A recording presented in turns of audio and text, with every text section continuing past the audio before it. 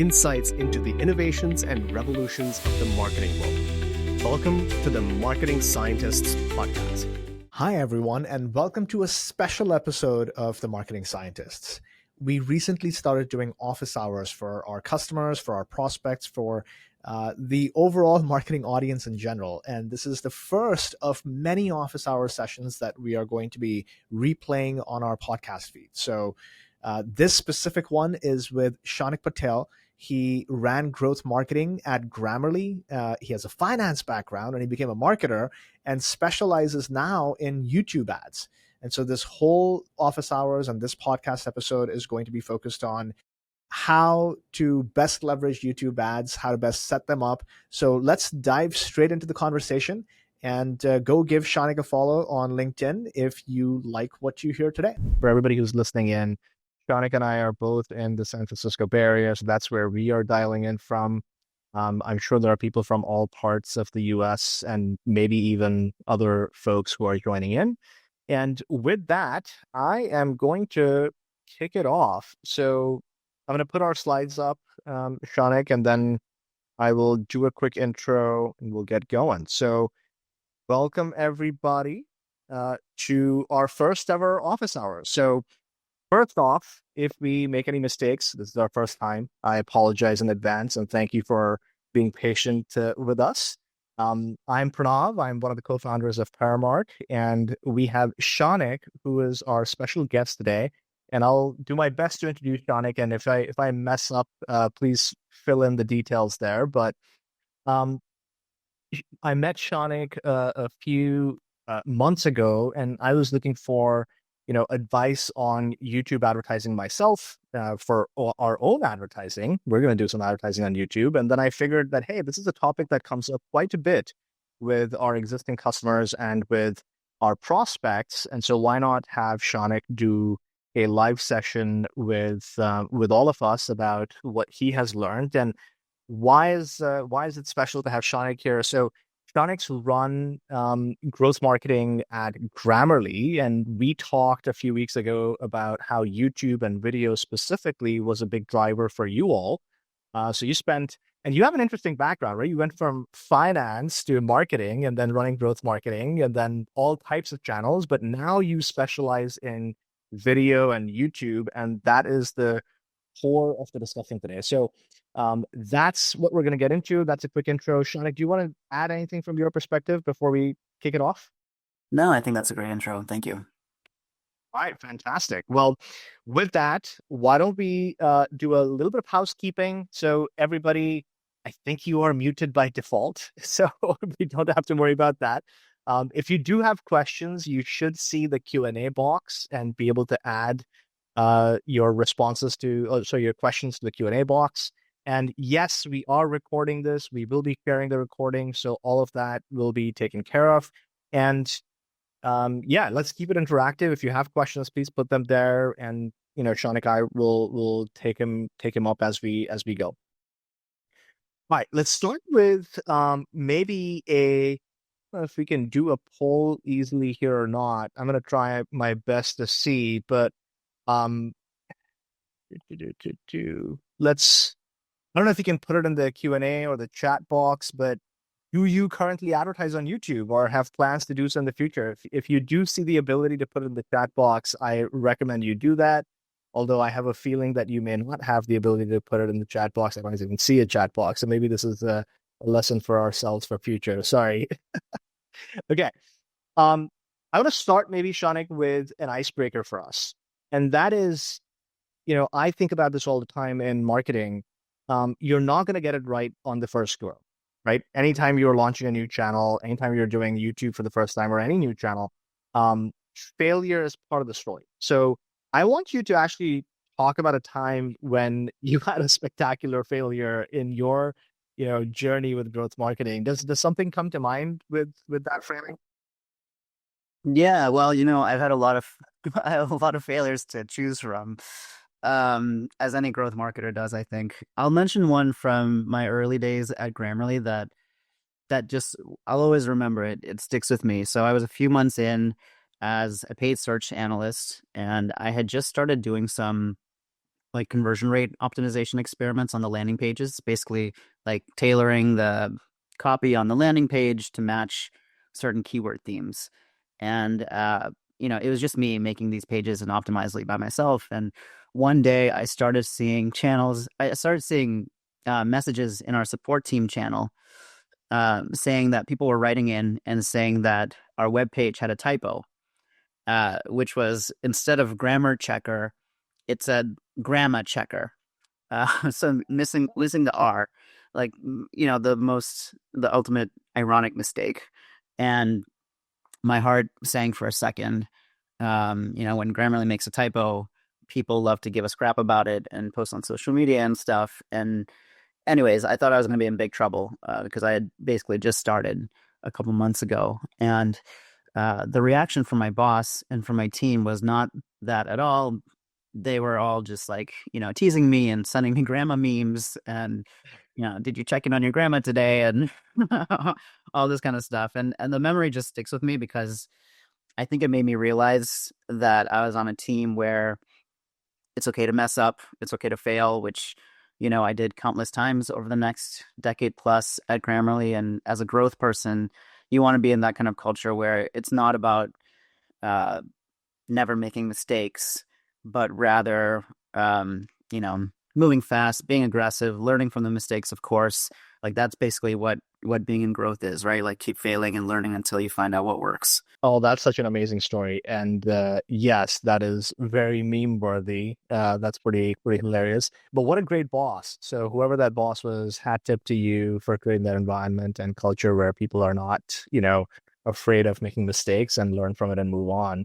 Yeah, it was kind of the opposite of the culture that I had been in finance that you referenced, like right before moving into marketing and growth. So I wasn't aware that that's what it would be like, but it was very instructive for me. Fantastic.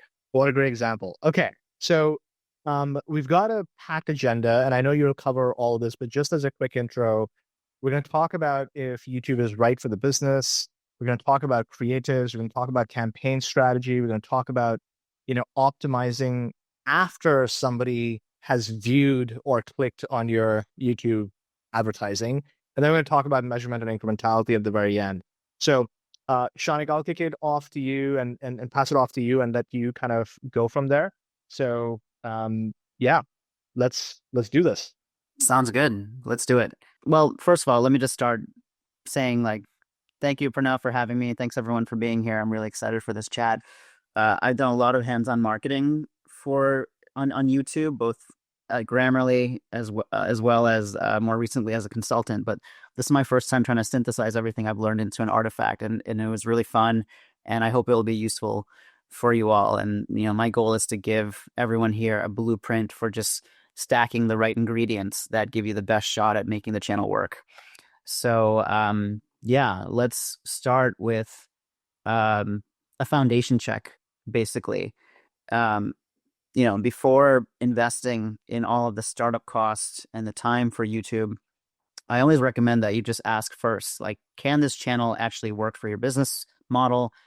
And is it the right time to invest in YouTube? Because the truth is that YouTube is not for everyone, and it's definitely not always the right time to start in this channel. So some of the questions that I always ask to marketers who are either looking to grow on YouTube or to start marketing there, like, do you have a measurement framework in place? You need conversion tracking that works. You need the ability to run like geo and lift experiments. You need clear visibility into your funnel, like where are users dropping off, and what's working to drive conversions. Like, these are obviously table stakes for most channels, but I think especially for YouTube, where incrementality measurement is much trickier, like, you have to have that in place. Secondly, do you have a fast time to value on your website? Wherever you're driving traffic to, like, people need to be able to complete your conversion action quickly and with little friction. Like, when people come from search ads, they're actively looking for solutions. They're willing to kind of jump through the hoops. YouTube ads are like, they're interrupting people who are watching cat videos, right? So the intent gap is massive. And, you're asking someone to leave their entertainment to solve a problem that they weren't actively thinking about. So, like, I want to see a web flow where it's easy for them to do that, or at least at the very least, easy for you to capture their email info so that you can retarget them with nurture emails and in other channels. So some of the examples that I think work really well for YouTube are SaaS, either freemium SaaS or free trial, e-commerce with a very clear value prop, lead gen types of websites with like really compelling lead magnets that increase the incentive to convert or to add your info.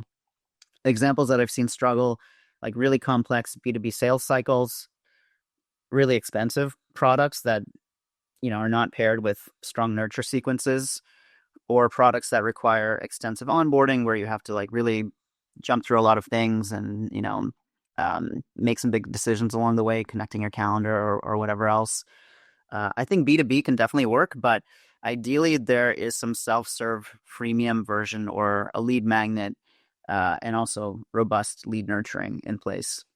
Third, I would mention paid marketing experience. Like, it's good to have some battle scars from other paid channels. Like, YouTube is not the place where you learn performance marketing. I think the creative costs are pretty high. The learning curve is pretty steep compared to channels like paid search, which are just best to master first, where you're learning what people are searching for that bring them to your site.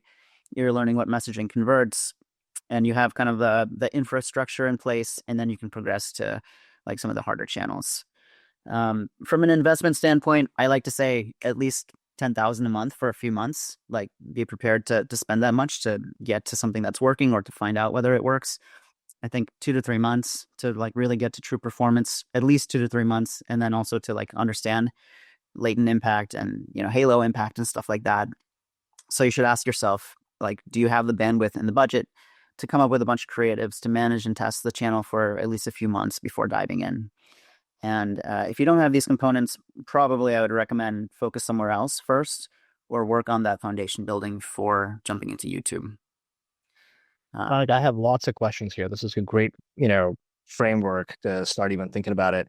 We are a B2B customer, right? We sell to other businesses, and the thing that you said was, hey, whatever your offer is, whatever is on your homepage or whatever your key landing pages is, it needs to be something that can be interacted with fairly quickly.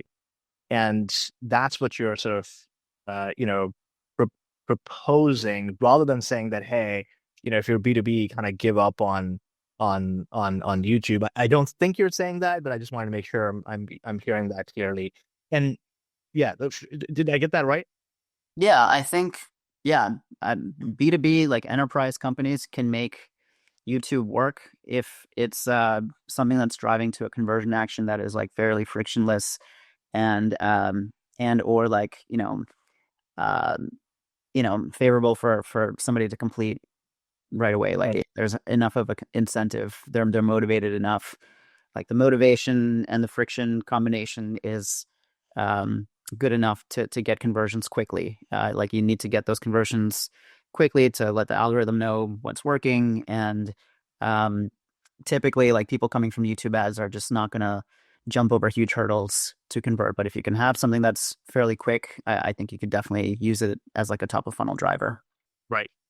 And then let's talk about the investment amount that you mentioned here. So, 10K a month for a few months. I'm assuming that assumes a certain, hack that you are aiming for. The reason you're saying 60, 90 days is because you're looking for iterative improvements before calling it, whether this worked or didn't work, right? Am I getting that right? Yeah, I think, you want to work at the channel for a few months. I think a lot of what I've seen a lot is companies kind of like either they don't try at all because it's a pretty daunting channel to launch, or they try for a couple months, they're not really sure whether it's working or not, and they kind of either abandon it or just leave it on with low spend without like really trying to figure it out. And so I think it does take a few months at least to test and to learn and to figure out what's working, and then to kind of double down on those kinds of things. Makes total sense. Okay. Shall we talk about creative? Yeah, let's move to the fun stuff, the how, the recipe for getting to that like ROI positive spend and then growing it from there. So the first component that I want to go through is creatives. And I put this first because it really is the make or break factor. I would say creative is like 80% of the success of YouTube. I think you can get everything else wrong that I'm going to talk about, like targeting, bidding, landing pages, measurement, and you could still succeed if you have like really kick-ass creatives. But the opposite is also true. Like you can get targeting, measurement, campaigns, like everything perfect, but if your creatives are bad, you're just not going to be able to make it work. So the question is like, how do you start when it comes to getting to those creatives that do work? And a sentiment that I hear a lot is like, hey, I want to do YouTube, but I reached out to some agencies to produce a set of video creatives, and it's super expensive and it's super time consuming and it's a big risk for an unproven channel. And I agree with that. And that's why I recommend starting really small and scrappy with creatives and then working up from there. So when we started at Grammarly, our first creative test, the first creative series that we came up with was about $5,000 for 3 video ads.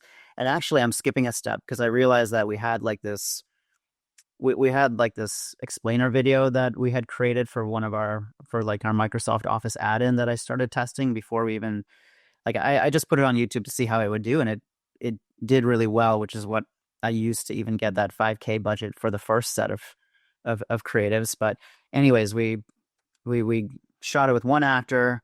This phase 1 video, one actor. It was in the City College of San Francisco library. It was super scrappy, and within a couple of years, we were investing like hundreds of thousands of dollars per creative series. But the key point is that we didn't start there. So we started small. Basically, we went up. So let me pause you right there, Shanik. So you said, did you produce these in-house or did you like hire an agency? How did you what was the creative process? How did you find the actor? Tell me a little bit more about that. Yeah, we worked with agencies each time. Like that one Microsoft Office add-in video that I cited, like that we had built in-house with our in-house designer. It wasn't really meant to be an ad. It was just meant to be a explainer video, but I tried it as an ad. But everything else that we did, we found agencies, and we started off with a small local San Francisco agency.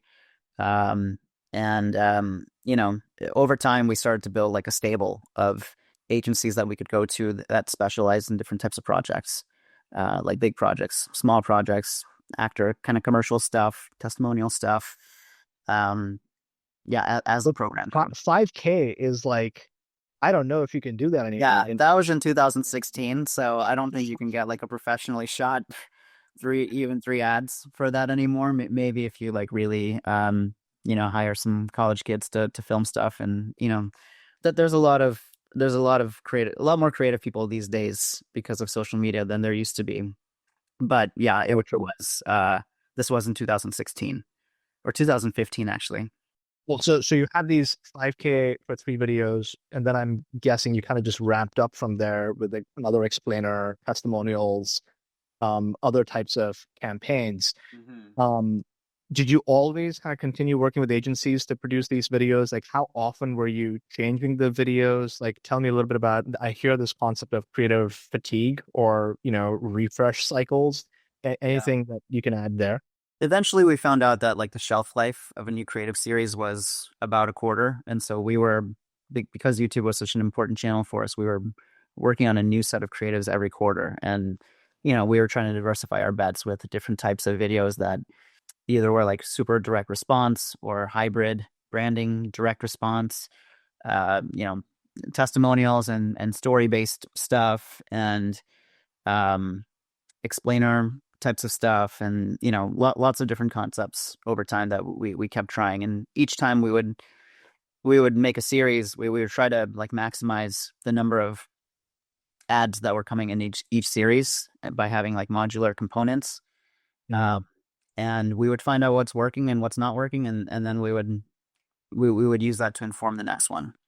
Got it. So maybe like, did you start off with that type, like very sophisticated measurement, even with the first ones, or you're doing something very simple and just looking at sort of how many people are engaged? Like, what were your measures of success for your first few videos, right? Where you probably were not doing geo testing or lift testing. So I'm curious, what was your methodology back then?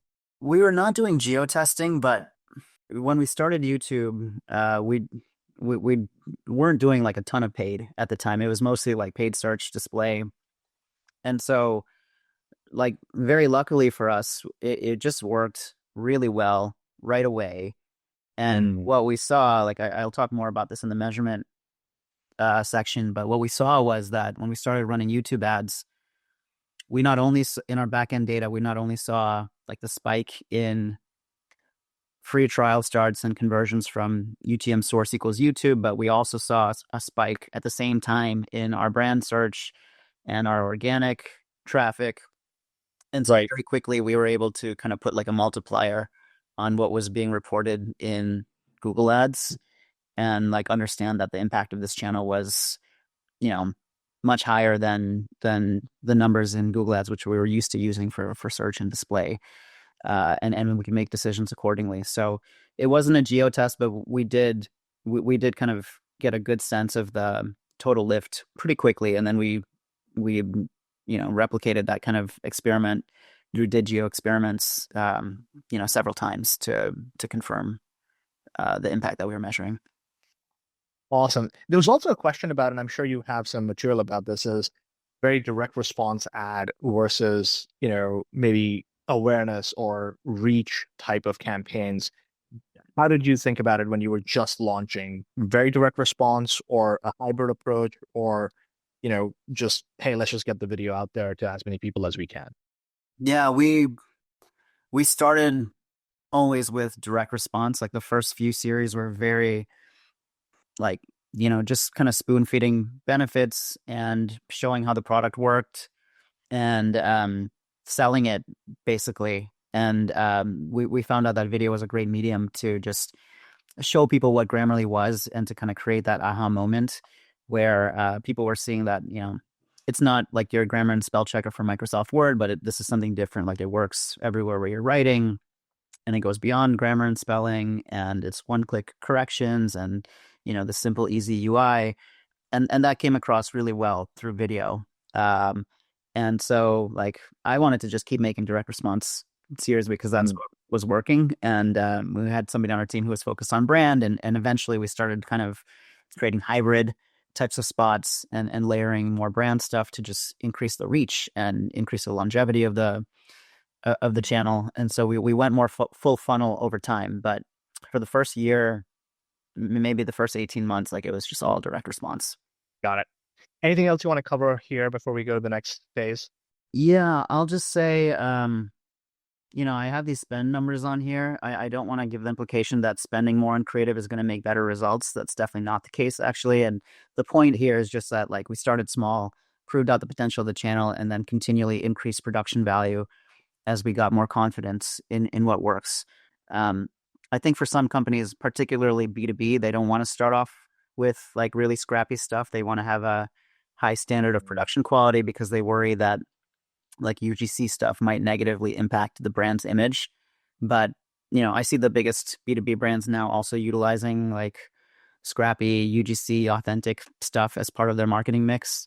And again, my main point is that you can always start there and then build up from there as you get more confidence about what works. So yeah, next I want to just give that framework for starting at the bottom and then scaling up production quality over time. Let's get into it. Perfect. Cool. So what I recommend again is to start with ads for bottom of funnel campaigns, and we'll talk about funnel stages next. But by bottom of funnel, I mean like direct response selling ads. Start scrappy with UGC. They're fast and inexpensive to produce. Stretch your production budget as much as you can at the start, and then find out what works, prove that it works, and increase your creative production from there. So like I'm going to kind of hammer on UGC style ads because they have a very low startup cost. And what I would do if you're an advertiser who's just getting started is to use a modular creative system where you write a script. Maybe it has 5 different opening hooks that the first 3 seconds are like really critical to hook somebody and plays a big part in the success of the ad. And then you have 2 like body sections, let's say, like the middle, and then 2 different CTAs, the last few seconds. And you combine them all together, you have 20 different variants right there. And if you shoot them in vertical, you can also put them over a horizontal background, like in this example ad on the right. And now you have 20 variants for desktop and 20 for mobile. And not only that, but you can also use these ads on Meta and TikTok and other video channels as well. So like this type of ad, you can put together for $500. Obviously, you can. Okay, let me pause. Wait, this is genius. Like this is so simple. You literally came up with 40 variations from one core concept with just like the permutation combination of different things. And like you said, because it's UGC style, whether this is a hired actor, whether this is an employee, whether this is a customer, it's not the production cost would be low. I, I think, but this is amazing. Okay, this is super helpful and actionable.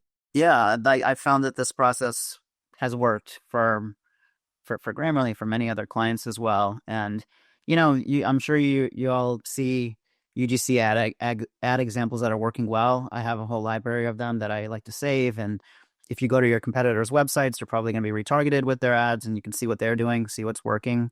So run this modular system to come up with a bunch of variants. Find some creators. You can either reach out directly to people on social media. You can use agencies that help you access them.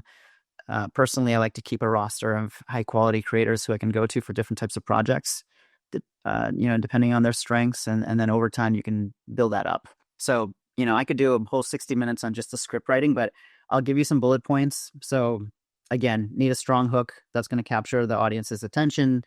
That's why it's so good to have like 5 hooks on each ad. I would lead with specific pain points and bring your product in as a solution. If you can use specific metrics, like don't say I save so much time, but rather say I save an hour a day. And if you have an AI product, like include AI positioning in the ad, it does convert, even though it's a buzzword. I think say is really key. So like whatever you're describing in the script, whatever somebody's hearing, you want them to see that as well on the screen, and either like through your product demo or through text or whatever. So, whenever you're describing something, like show it. That really improves the comprehension of the ad and the recall of it. So actually, Pranav, do you mind if we play this ad that's in the slide? It's a 30-second ad that I recently saw. I think it does a lot of these things well. Let's try it. It is amazing. We used to have a collagen, we used to have a probiotic, a green juice. I replaced it all with this Arma colostrum. You don't know what colostrum is. It is amazing, but it is a bioactive whole food. It has all the essential nutrients you need for your skin, your gut, energy, focus, mood, performance, your hair, like immune system. It strengthens, supports all of that. I think the first thing I noticed was the energy and recovery that I had after workout. But if you want to try it, try armor.com.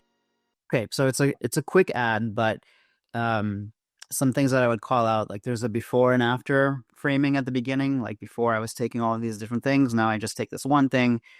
The say where whatever he's saying, like you see it in text on the side. So it's like reinforcing, the scripts and the visual reinforce each other. You see the branding on the side the whole time, like the Armra logo there and the color scheme. And then like you heard that stacked benefits section where he's talking about, hair and skin and energy and whatever else. And then the CTA at the end, like he says, try it at armra.com. So, this ad has a celebrity influencer in it. So it probably didn't cost $500, but overall it's pretty low production quality, right? Like, sorry. One other thing I'll mention is that it's the vertical video, right? That's in this horizontal framing. So you can use this as a vertical video and then translate it to this horizontal format.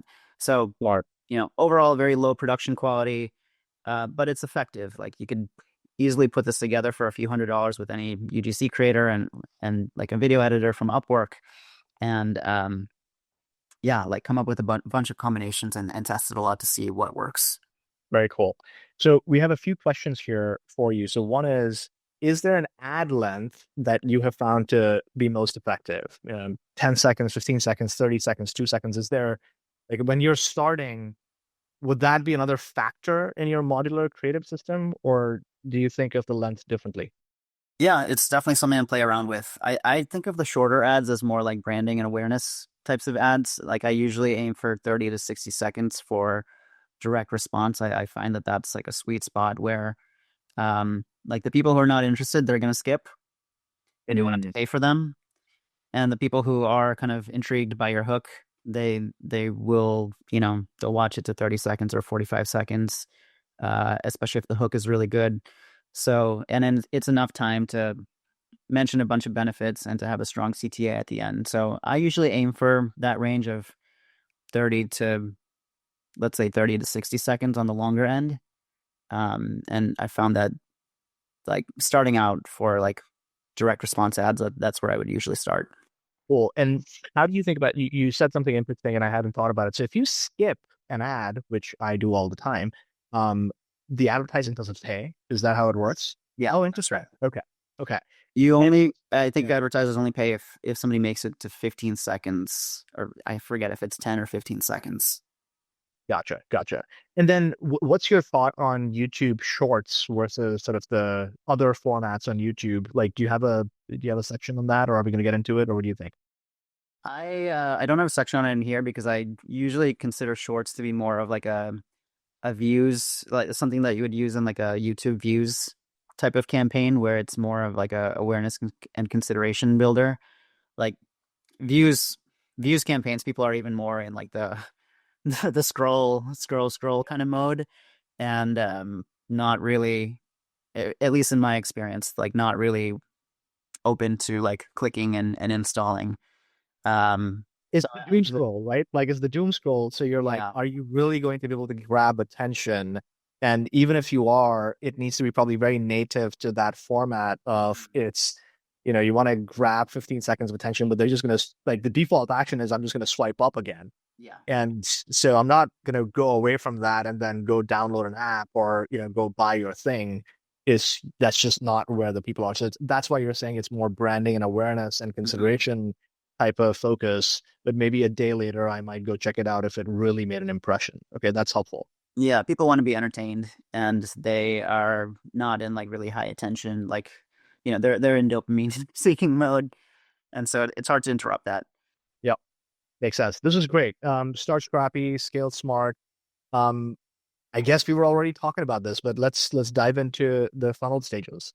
Yeah, so I wanted to just quickly describe how I see the goal of different ads in each stage of the funnel, and then also go through Google's framework for which campaign type to use at each funnel. So starting at the top, like this is exactly what we were just talking about, like the top of funnel awareness campaigns, the video reach campaigns. Like I think of the goal here as entertain first. And you hook with entertainment or humor or surprise, anything from the 6-second bumper ads to the 15-second unskippables, shorts, even longer ads, anything goes. But I think they have to be memorable and engaging here. Like the product's benefit is kind of implied through some kind of engaging concept or story, rather than like spoon-fed, like in the ad that we watched, the armor ad. And the goal here is like to stop that scroll and to get somebody to watch and to create brand awareness. And then moving into the middle of the funnel, like the consideration stage, I think here the goal is to inform and to educate. So this is where you can either use video view campaigns or a demand gen campaign that is like targeting clicks. And I like to use educational content here, like how-tos or comparisons or like tutorials, basically balancing entertainment with information. And I think of the goal here as to like inform and educate, and then also like kind of build trust and demonstrate your company or your product's expertise in the space. And then finally at the bottom of the funnel, where the goal is conversion, here's where I think like sell explicitly, like in the example ad that we watched with the benefit stacking and all of that. Like the speaker is spoon feeding the ways that the product helps them with specific proof points. If you can include some metrics or testimonials or social proof or whatever else. And the goal here is to convert viewers into customers. So for bottom of funnel ads, you match them up with the demand gen campaigns and you aim to drive conversions. So all of the ads in all of the stages are gonna like they're gonna have components of each. For example, you want a good hook in any kind of ad, not just the top of funnel ad. But when I'm coming up with a creative for a specific stage, or if I have if I have a creative from a client and I'm deciding where to put it, I think a good heuristic to use is just determine like, what does this ad do the best? Does it entertain the best? Does it inform and educate best, or does it sell best? And then you can place ads into the funnel stage where it's the best fit. Got it. Got it. You crossed out video action campaign. So demand gen is the new thing, right? I see this with a lot of customers where demand gen is like the new bucket for a bunch of Yeah. video campaigns. I had this old graphic saved in in my notes, and I couldn't find an updated one. But yeah, those video action campaigns have been deprecated. Now it's demand gen, and you can run demand gen campaigns that are only working on YouTube. They're only video campaigns. Oh, cool. And somebody in the, I think, asked if this deck will be shared, if this video will be shared. Yes, absolutely. So we'll share all of it, and you'll have an opportunity to kind of review this in more detail. All right, being cognizant of time, let's get into the next few stages. I think you have some good stuff here about structure. So let's talk about that. Yeah, let's do it. So this is really critical. So when you're starting out, or if you haven't scaled yet, like start on those bottom of funnel demand gen campaigns. I think that's going to give you the best conversion results, the best ROI, and the fastest learnings. Like it's just the easiest to measure.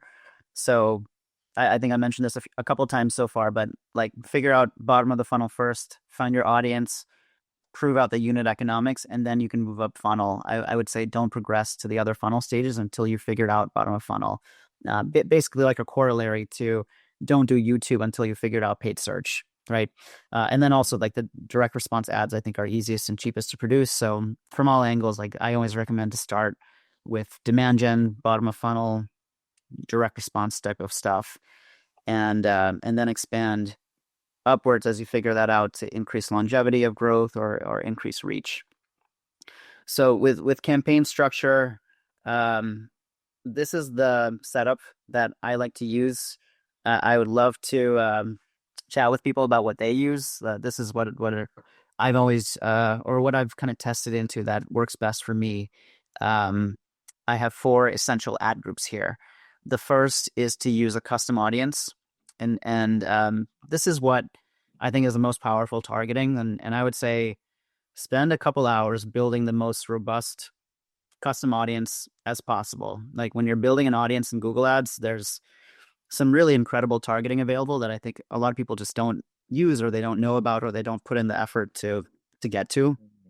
So like if you've been to the audience builder, the custom audience builder in Google Ads, you can add search intent keywords, which is a really powerful signal. So basically what it means is you can serve YouTube ads to people who are searching for whatever keywords on Google or YouTube or other Google properties that you provide. So someone searches a particular keyword on Google search, later when they're on YouTube and watching whatever video, you can serve an ad to them.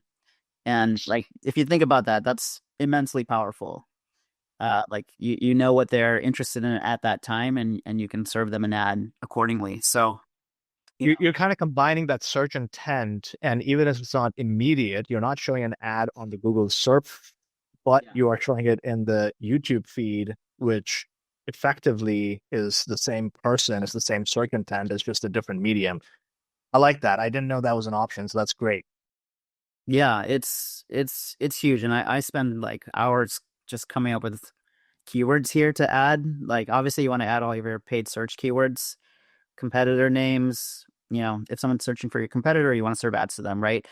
And what's cool here is you could even add tangentially related terms that you'd never bid on in search ads. Like, so Pranav, if Paramark is running search campaigns, I'm sure you would be bidding on like, you know, marketing incrementality and marketing attribution, but you would not bid on something like, you know, how to write a script for YouTube ads. It's not relevant enough.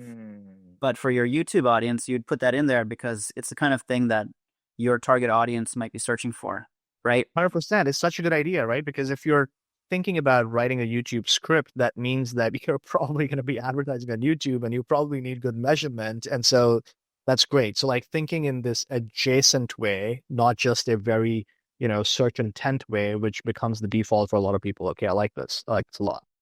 Yeah. So yeah, you can basically bid on keywords that you would never do, like even really expensive keywords, like, you know, like whatever. So I add hundreds of keywords into these audiences, and if they work well, the algo will keep going after them. And if they don't work well, the algo will start to ignore them, right? So it's very low risk, and that's why I just put as much in here as I can.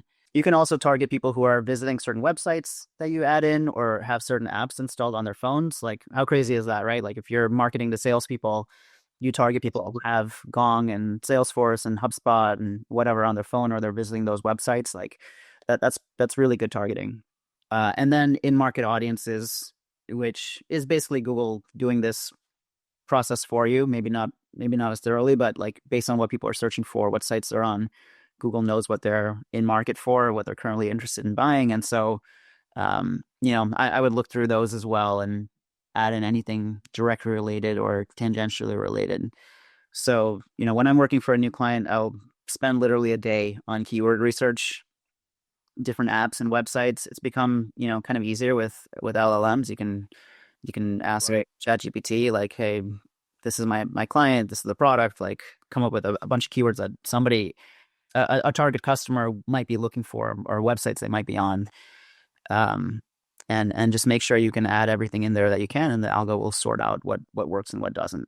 And then also, after you've been running the campaign for a while, you'll see data on which segments are working, what's getting the spend, what's the CPA, and et cetera. And if something's really not working, you can also like manually exclude it or remove it from your audience.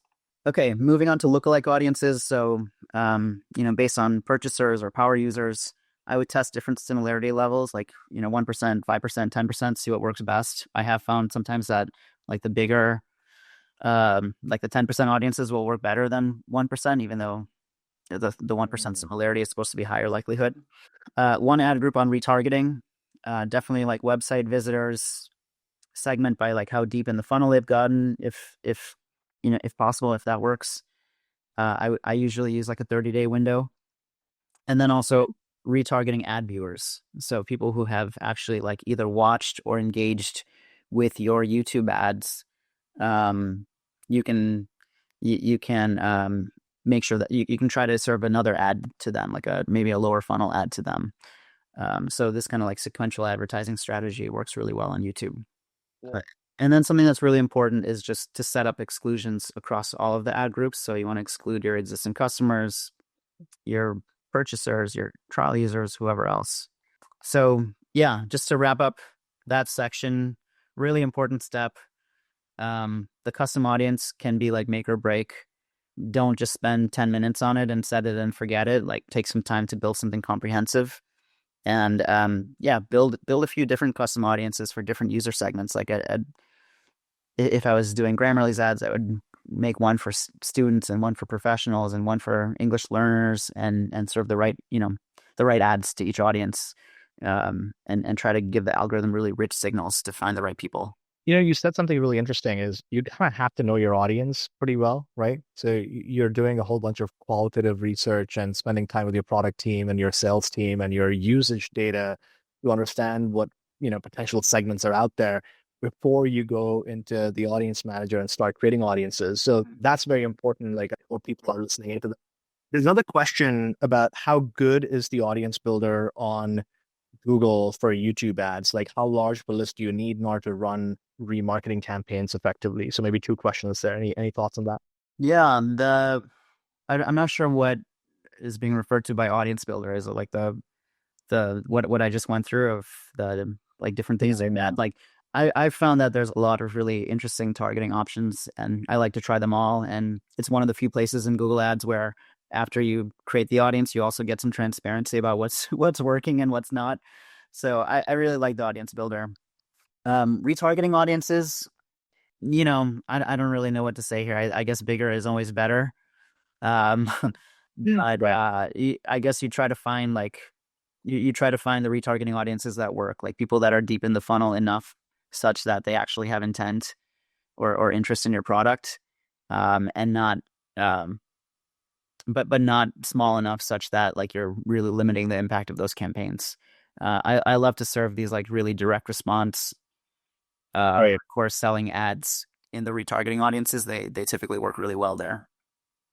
Right. There's another question here. Can you target ad engagers on one platform, for example, LinkedIn, and then somehow figure out how to connect that to an audience on YouTube. Have you done anything like that, or even Meta on YouTube, or is that sort of getting into, some fun data territory? Yeah, haven't done that. It would be cool if that's possible. Maybe it is. Maybe there's some service out there that lets you do that. I'm not aware of it.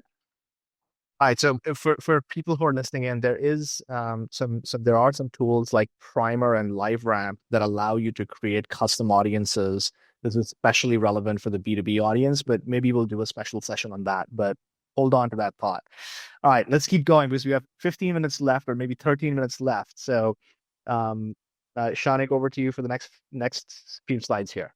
Yeah, this is just a slide. We can probably skip through it, but like these are the different components we've gone through: the targeting, the creatives, and the smart bidding. And the last puzzle piece is the optimized post-click experience. So, conversion rate optimization and like product activation and monetization, they're huge topics. I'm not going to really deep dive into them, but I just wanted to share some principles for YouTube click-through traffic specifically. So like the reality here is that the traffic from YouTube is typically fundamentally different than other traffic sources, and it's going to require a different approach. It's lower intent traffic. It's usually a different mindset, like entertainment mode versus solution seeking mode. And this traffic needs more nurturing, more education, handholding, and time sometimes before converting. So the conversion paths might be longer and require more touches to become like, paying customers or MQLs or qualified leads.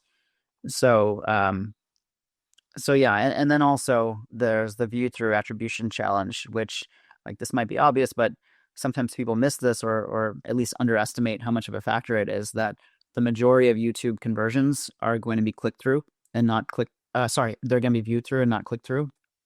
And that means you're not going to see the click in your analytics. You won't know that like a visitor to your site is basically coming because of a YouTube ad in real time. And the standard landing pages might underperform for this like invisible YouTube traffic. So what I like to do is, for the actual click-through traffic that you do get from YouTube that you can identify, create a lower friction. If you see that it's just not converting as well, create a lower friction and more educational flow to improve the conversion rates. And if YouTube becomes like a significant portion of your marketing mix, like it did for us at Grammarly, then I would consider incorporating those nurturing elements, like the low friction elements, into your other like search and organic landing pages as well. So best practices here for the YouTube traffic specifically: reinforce the value prop from your video. Sometimes it's good to like make landing pages that are congruent to the ad actually. Maybe add some more educational component that like, explain the benefits of the product, or some kind of looping GIF video on the landing page or MP4 video. Reduce the friction, like fewer form fills, softer CTAs. Like sometimes you get people to go through multiple small steps instead of one big step. Strong nurture sequences appended for these people who are signing up. So the testing framework basically is like, start with dedicated YouTube landing pages that incorporate these best practices. And then if they significantly outperform your standard pages, you can try to, you might consider gradually incorporating those elements into your main conversion flows, especially if you see the share of YouTube's spend increasing. Love it. These are very tactical, clear steps. So thank you, Shanik. Let's talk about, how do you measure all of this? What was your experience? I'm sure you went through lots of iteration at Grammarly, and you have a finance background, so I'm particularly interested in your point of view, and how do you keep it simple, and at the same time, how do you think about sort of getting the right answer? Yeah, I mean, at Grammarly, we always had a very ROI focused approach to paid advertising. It was a bootstrapped company for many years, and so very important to make sure we're hitting certain ROAS goals. And I think a lot of teams hit a wall where like you're seeing conversions in Google ads, but you don't have any idea if YouTube is actually driving profitable growth. Like, is Google over-reporting? Is it under-reporting? And without being able to measure the actual impact, Like you don't know whether to scale up or to cut it back or to optimize. And so you kind of get stuck there. So I want to talk about how to measure like real impact and effectiveness of YouTube spend, not just what Google ads tell you, but what's actually driving business results. And, you know, this is harder than other channels for a couple of reasons I already mentioned. Like it's not going to be, it's mostly going to be not click through. Like somebody will see your ad, they'll open a new tab, they'll search your brand name, and they'll convert, and that'll be attributed to, you know, your brand search campaign, for instance, and YouTube will not get any credit. Or the dreaded direct. People Yeah, just or they go direct. Yeah, it happens a lot. And then secondly, I would say there's a big latent conversion effect compared to other channels. Like video ads just, they stick in people's minds longer than display or social or search ads. And, you know, someone might see your YouTube ad today, but convert 3 weeks later or even months later when they actually experience that pain point that your product solves and they remember your product. Whenever I've run lift tests, I always see like a very long tail of lift even after we've shut off the spend. So there's a big latent component here as well. So at Grammarly, we discovered that through some controlled experiments. And what we found was that for every one conversion that Google attributed to YouTube, we were actually driving 2.5 times that in terms of total impact. And that, you know, that multiplier was the difference between YouTube looking mediocre and you know, us shutting it down versus YouTube being our biggest growth driver. And by the way, that 2.5 multiplier is like pretty in line with some industry studies that I've shown where they've run like hundreds of these tests. And interesting. like the average is around 3. So yeah. Let me pause there. So did YouTube become like one of the bigger drivers for Grammarly's growth? Oh yeah. For at least, you know, for several years, it was really the thing that changed the company's trajectory. And Yeah. it was by far the biggest channel in terms of spend. All right, there you go. Amazing. It's harder these days in many ways because it's more like with any channel, it's more expensive. It gets more crowded, more competitive. And for Grammarly, like there was some saturation in the audience as well. So, you know, it's not as much of a driver now as it used to be, and it's harder for any new advertiser to jump in. But at the same time, there's also a lot more like cool algorithmic things and new targeting and other stuff like that that can help you make it work. So yeah, I also want to mention that we triangulated a bunch of different data points to understand that YouTube worked. Like, you know, we observed that when we drastically increased YouTube spend, the top level metrics across paid marketing spend, like LTV to CAC and payback periods, like those also remained healthy. So we were looking at platform data, the results of incrementality experiments. We were looking at the click-through data and the top line profitability metrics to basically come to the conclusion that YouTube was working even as we increased spend. So like, yeah, we're you know, that's incrementality, right? Like you're measuring the causal relationship between the spend and the business impact. And like, are we growing the total pie or are we just capturing existing demand, or, you know, are we wasting spend? Like these are the kinds of questions that we could understand through incrementality experiments. And I think that gave us a big advantage because we could make decisions like that pretty quickly and based on the actual impact.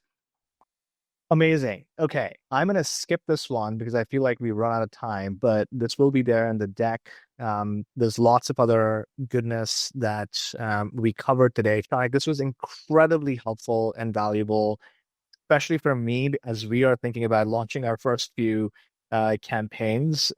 We do have 5 minutes left. If there are other questions that the audience has, put them in the Q&A box. I think we've covered most of the questions that were asked. But if I haven't answered something, please reping that into the Q&A box.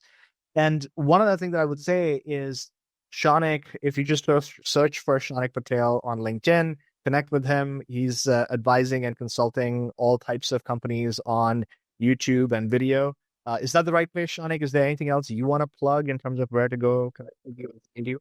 Yeah, that's great. Feel free to add me on LinkedIn, message me.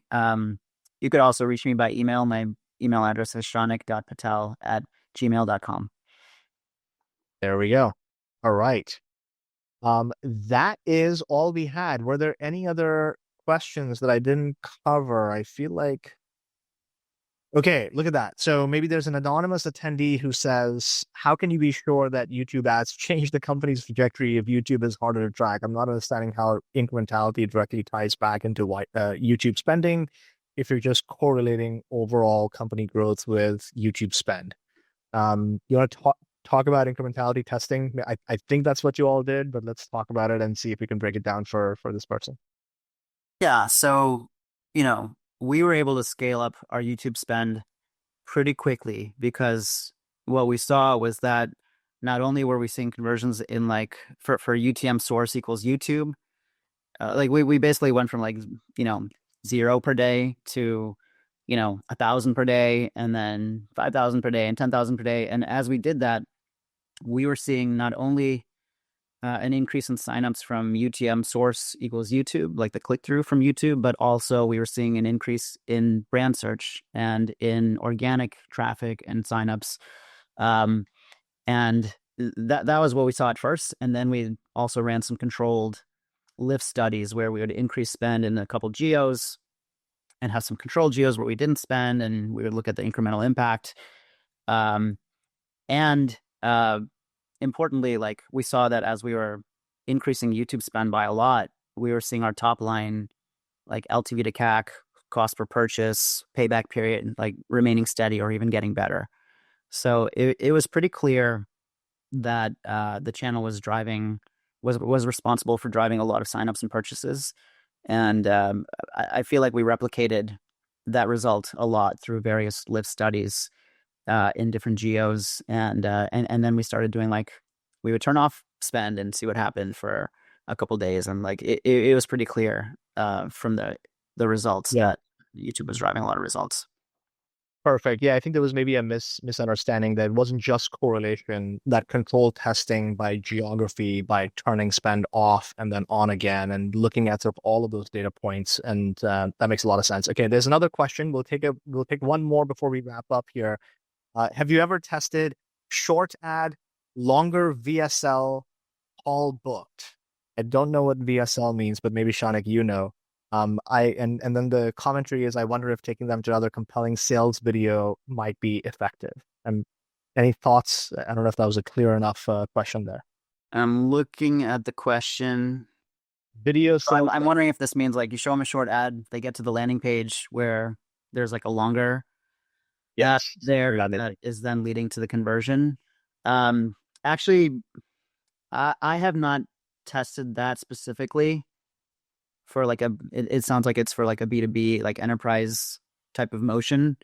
But I have tested like having videos on the landing page, which especially I do this more in like top of funnel campaigns where it's like branding and awareness, where somebody is in that video viewing mode, and like if you can often get them to click, and then if you show them another video, like they might be interested in watching that versus like completing some kind of conversion action. So yeah, I've seen that as like a top of funnel tactic. I haven't tested it as something to like drive like sales meeting bookings and stuff like that. Amazing. All right, so I'm going to stop sharing here. Thank you to all the attendees for asking lots of great questions. Thank you, Shanik, for spending an hour with us. I definitely got smarter, and we're going to have a much better first attempt at YouTube advertising. And for everybody, we'll share the recording, we'll share the deck. You already heard how to find Shanik on the internet. And we'll do a second round of this office hours in about a month on a completely different topic. We're debating between connected TV, linear TV, and also maybe answer engine optimization, given that that's also pretty top of mind. So sign up or spread the word about that. And thank you again. And you'll see an email update from us in the next couple of days with all the materials from today. Thanks again for having me, and thank you everybody for attending. This was fun. All right. Yeah. All right, folks. Have a great rest of the week.